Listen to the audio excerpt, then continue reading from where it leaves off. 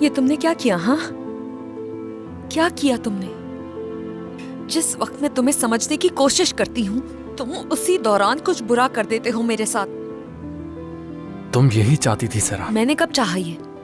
कब चाहा मैंने? हाँ, पता है क्या चाहती हूँ मैं? मेरी जिंदगी का सिर्फ और सिर्फ एक ही मकसद था और वो था पढ़ना। सिर्फ एक ही ख्वाब देखती आई हूँ। समझ रहे हो मेरी बात? अब जाओ और इस मामले को जाके ठीक करो। आराम से बात करो। ये ख्वाब पुरानी सरान के ख्वाब थे। अपने बाबा के घर में और तुम क्या ख्वाब देख सकती हो? मैंने जो तुम्हारे लिए सोचा है वो तुम्हारे ख्वाबों से बहुत ज्यादा है। क्या चाहते हो? तुम कोरहान खानदान के मुस्तकबिल के लिए बच्चे को लाओगी। उसके बाद ये खानदान, ये घर, ये सब कुछ हमारा होगा सरान। पागल कर दोगे तुम मुझे, पागल। कैसा बच्चा? किस बच्चे की बात कर रहे हो तुम फेरित? हाँ, तुम अपनी घटिया गर्लफ्रेंड पेलिन की तरह समझते हो मुझे। उस जैसी लड़कियां ऐसा चाहती होंगी, समझ गए? मैं उस जैसी नहीं हूँ। बकवास। तुम बस बकवास कर रही हो। तुम्हें क्या लगता है साथ रहने का नाटक कब तक करेंगे हम दोनों? हाँ, क्या तुम अपने पापा के घर वापस जाना चाहती हो? नहीं ना? क्या तुम मेरे दादा को बहस करके मजबूर कर सकती हो? वो भी नहीं। तो फिर कोरहान खानदान की बहू बनो और इस चीज का फायदा उठाओ। इतना सब कुछ होते हुए तुम क्या चाहती हो? तुम्हें स्कूल भेजूं? ओह अच्छा, इसके अलावा और कोई हुक्म है? मैं तुमसे नफरत करती हूँ, बेहिस घटिया इंसान हो। ये जो कह रही हो वो नीचे भी कहते थी, तो शायद कुछ हासिल हो जाता। लेकिन आज से तुम्हारा मकसद सिर्फ इस खानदान को पोता देना है। बात खत्म। मुझे तुम मजबूर नहीं कर सकते हो। आई समझ, तुम इस तरह से कैसे सोच सकते हो जबकि जानते हो हमारी शादी में कोई हकीकत नहीं है। मियाँ बीवी वाला कोई रिश्ता नहीं है। कौन कह सकता है कि हमारी शादी असली नहीं है? क्या तुमने निकाहनामे पर फेक साइन किए थे? तुम मेरी बीवी हो सहरान, इस बात को समझ लो जितना जल्दी हो सके।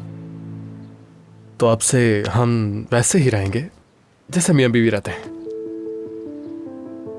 और वैसे भी तुम्हारी शर्त भी तो मान ली है। अब से हम दोनों ही हैं सिर्फ एक दूसरे के। मेरी इकलौती खूबसूरत बीवी।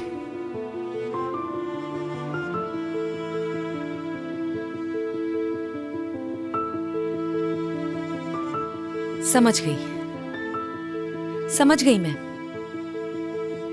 बस ठीक है, अब हमारे दरमियान कोई डील नहीं, सब खत्म। जो दिल में आई करो, ठीक है ना?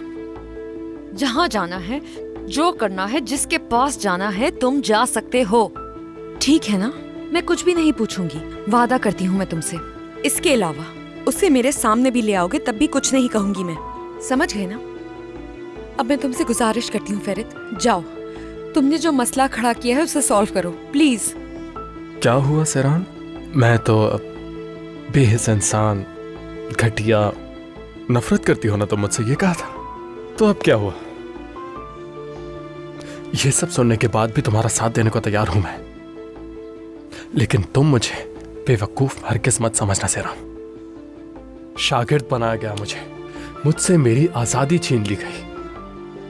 तुम्हारे बाबा और खाला के ताने सहता आया हूं मैं। उसके बावजूद तुमने मुझे पेलिन से मिलने को मना किया और मैंने मान भी लिया। लेकिन वो लड़का तुम्हें अब भी मैसेज कर रहा है, आखिर क्यों? मजाक है क्या? ब्लॉक तक नहीं किया तुमने उसे।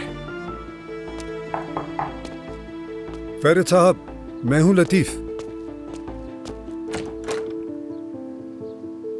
जी कहिए लतीफ अंकल।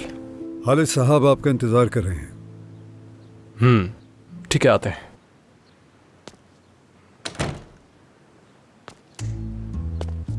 हाँ तो मेरी खूबसूरत बेगम, गुस्सा थूक दो, दादा बुला रहे हैं। सुन लिया मैंने, जाहिर सी बात है वो इसी मौजू पे बात करेंगे हमसे। प्लीज 2 मिनट के लिए, 2 मिनट के लिए गुजारिश करती हूँ, बच्चों की तरह बर्ताव मत करना, सिर्फ 2 मिनट के लिए। और कोई फजूल बात मत करना उनके सामने। देखो, तुम जो चाहो करो, मैं तुम्हें नहीं रोकूंगी, ये वादा है तुमसे।